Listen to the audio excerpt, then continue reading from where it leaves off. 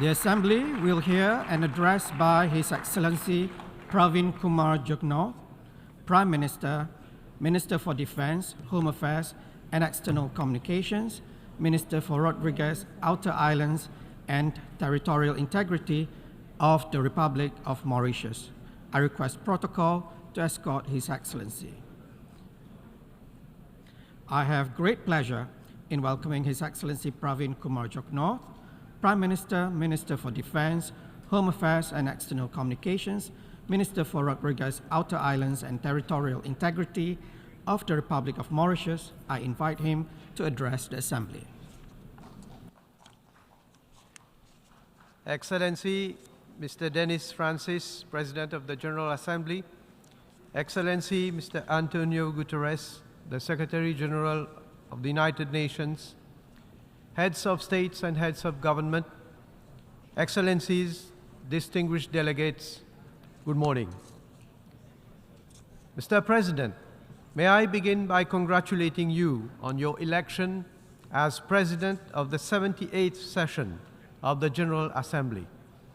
I also wish to convey my appreciation to His Excellency Mr. Sabo Kurosi for his sterling leadership of the 77th session of the General Assembly. United Nations Secretary General, His Excellency Antonio Guterres, also deserves our gratitude for his inspiring and commendable initiatives in furthering the objectives of our organization. Mr. President, it is a matter of great pride to see a fellow islander preside over the proceedings of the 78th session of the United Nations General Assembly, especially at a time when the world is faced with a myriad of interlocking challenges amidst conflicts, climate chaos, inequality, and hunger. Let me assure you, Mr. President, of the commitment of Mauritius to the principles that the United Nations stands for, and the hopes and aspirations that we all have in the United Nations. Mauritius is firmly committed to fulfilling its responsibilities as a member of the United Nations. Let me also seize this opportunity to express to the governments and peoples of the Kingdom of Morocco and the State of Libya our solidarity at this tragic moment. Mr. President, your theme this year could not be more timely. It is about how we can together restore confidence in our shared future, confidence between people and leaders, confidence in our institutions and amongst countries. Unless we urgently begin to rebuild this trust, it will prove impossible to tackle the challenges we have to face. No country, no matter how powerful or wealthy, can succeed in tackling current challenges on its own. Our fate and fortunes have never been so closely linked. Indeed, the world is at a critical inflection point as it faces unprecedented and interlocking crises, with the multilateral system being under greater strain. The ICT revolution has increased connections and complexities to our daily lives, and the list of problems is daunting. From a lingering COVID-19 pandemic, climate change, declining biodiversity, food and energy insecurity, cybercrime, terrorism, large-scale migration, gender inequality, a general pushback against human rights, to inadequate development financing, increasing debt burdens, and geopolitical crises. Our national borders are no match for these challenges. Effective multilateral response is the only way to address geopolitical challenges and rescue our common agenda. We have to give a new direction to multilateralism and to the United Nations. We need to restore trust in multilateralism. As leaders of the world, we should lead by example, show our unwavering commitment, and honor the promises made. More importantly, we need to uphold fairness and justice. In this regard, Mr. President, finding consensus on crucial priorities like poverty eradication, renewable energy, education, and women empowerment is paramount. The Sustainable Development Goals serve as our guiding compass on this journey. And in a world marred by inequalities, our commitment to uplift the marginalized and empower the vulnerable must remain steadfast. We must ensure inclusivity where every individual feels safe and secure. Our society's strength lies in its diversity. An efficient education system is vital in order to achieve such inclusivity. Everyone will need to possess an evolving pool of knowledge, skills, and capacities, or else we will have a two-speed world, deepening inequalities and exacerbating global instability. We need to build an integrated system of lifelong learning and ensure equity, access, and inclusion in relevant curricula. We should work together towards harnessing digital tools and increase investment in education so that it is recognized as a global public good. The surge in health challenges, from non-communicable diseases to global pandemics like COVID-19, underscores the importance of global unity. By fostering cooperation, sharing resources and expertise, we can ensure universal access to highest standard of healthcare in order to protect the vulnerable and strengthen our global resilience. Mr. President, scaled-up action to reduce emissions to align with goals set forth in the Paris Agreement is becoming imperative. Even within the 1.5 degrees Celsius goal, SIDS are facing an existential threat. Exceeding this threshold would be catastrophic. To secure a sustainable future, we must collectively phase out fossil fuel usage and hasten the just transition to sustainable energy sources, targeting net zero emissions globally by 2050. The Intergovernmental Panel on Climate Change 6th Assessment Report has already warned that further delay will mean missing, and I quote, a brief and rapidly closing window of opportunity to secure a livable and sustainable future for all, end of quote.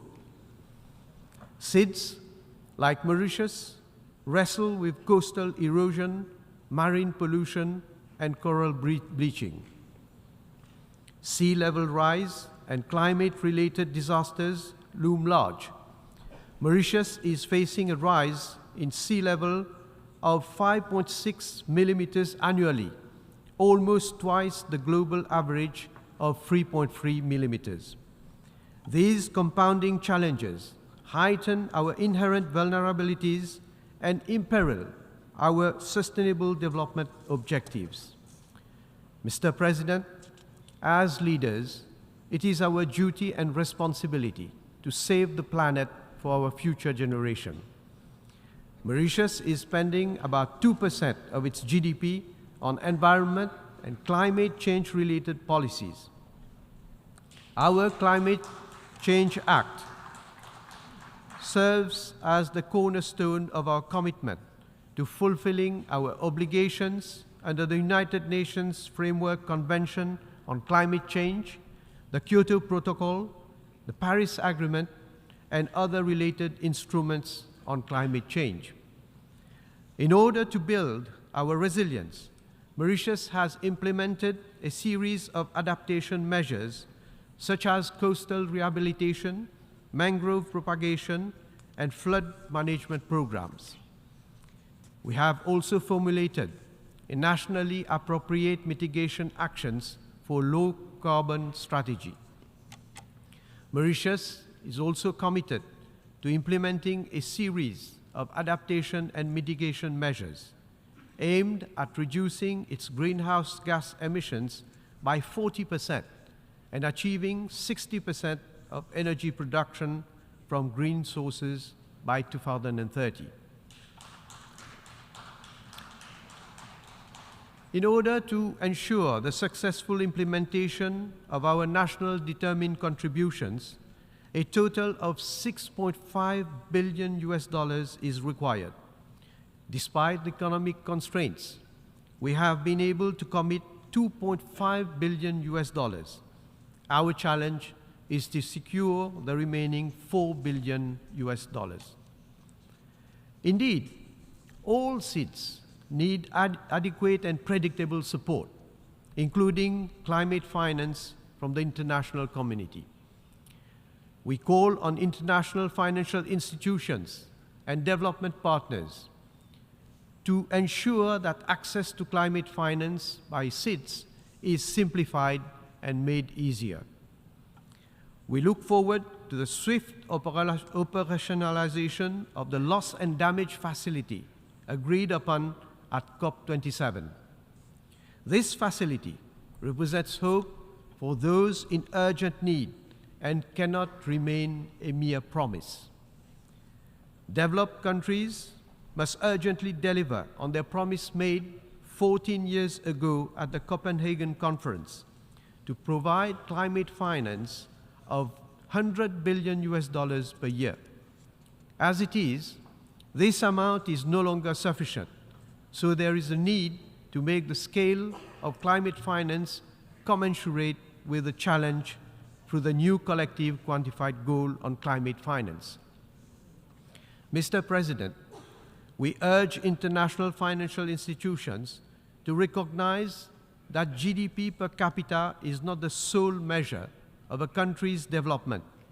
We call on the international financial institutions and development partners to use the multi-dimensional vulnerability index developed by the United Nations as a tool in further integrating SIDS vulnerability into their decision-making.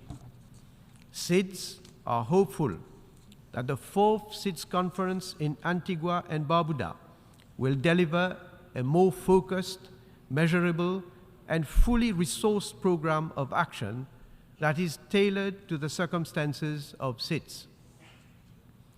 Mr. President, we look to the Summit of the Future in 2024 to address issues of financial stability, promote financial inclusion and debt sustainability, and embrace sustainability.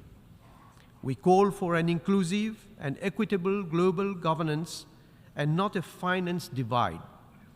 Mauritius believes firmly that the SDG stimulus and the Bridgetown initiative can accelerate progress towards the SDGs and the Paris Agreement. Mr. President, the United Nations report, SIDS in Numbers 2017, projects that Mauritius will become a water-stressed country by 2025, barely 2 years from now. It is my government's top priority to ensure the continuous supply of clean and safe water to every citizen. We will continue to invest in water storage capacities to face the effects of climate change and achieve long-term water security. Mr. President, the ocean on which we are all dependent is a critical reservoir of marine biodiversity. Mauritius welcomes the adoption of the agreement under the United Nations Convention on the Law of the Sea on the conservation and sustainable use of marine biological diversity of areas beyond national jurisdiction. And I'm pleased to inform that Mauritius has signed this agreement. This historic, legally binding instrument is a victory for multilateralism and international law, and a game changer towards the conservation and sustainable use of marine resources. We encourage all countries to sign and ratify the agreement so that it can enter into force as soon as possible. In the same vein, Mauritius reiterates its invitation to states, NGOs, and other stakeholders to support the marine protected area, which Mauritius will be establishing around the Chagos Archipelago. We also look forward to the finalization of the international legally binding instrument on plastic pollution, including in the marine environment, and ensure its effective implementation. Mr. President, democracy, the rule of law, and respect for human rights are fundamental values which every country must respect and abide by. The instability in some parts of Africa is detrimental to progress. Upholding the rule of law is essential for restoring faith in governance, fostering stability, and enabling sustainable progress on the continent. Peaceful transition of power through democratic means is the only way to ensure peace, development, and prosperity. Mr. President, we proudly welcome the admission of the African Union as a member of the G20. We reaffirm our solidarity with the Palestinian people and reiterate our unwavering support for the two-state solution as we recognize its potential to bring lasting peace and stability into the region. We commend the recent step taken to seek an advisory opinion from the International Court of Justice and hope that the Palestinian people will be able to live in freedom in their own state.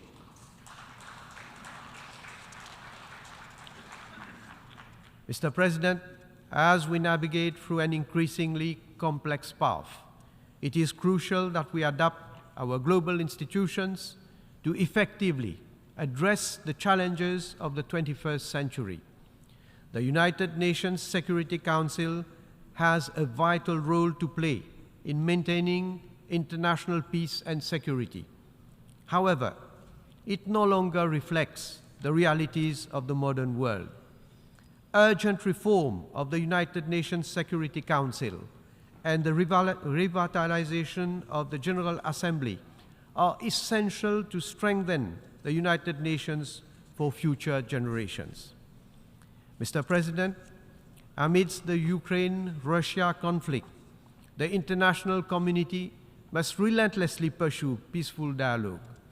We commend African nations and other mediators for their vital role in this regard. Mr. President, it is now 4 years since the International Court of Justice gave its advisory opinion on the legal consequences on the separation of the Chagos Archipelago from Mauritius prior to its independence. The ICJ made it clear that the Chagos Archipelago is an integral part of the territory of Mauritius and invited the colonial power to withdraw its administration from the archipelago as rapidly as possible. Ever since, the government of Mauritius made a strong commitment to implement a program of resettlement in the Chagos Archipelago for Mauritian nationals, in particular those of Chagosian origin who have suffered historic injustice by being forcibly removed from their birthplace. We are hopeful that soon they will be able to resettle in the Chagos Archipelago.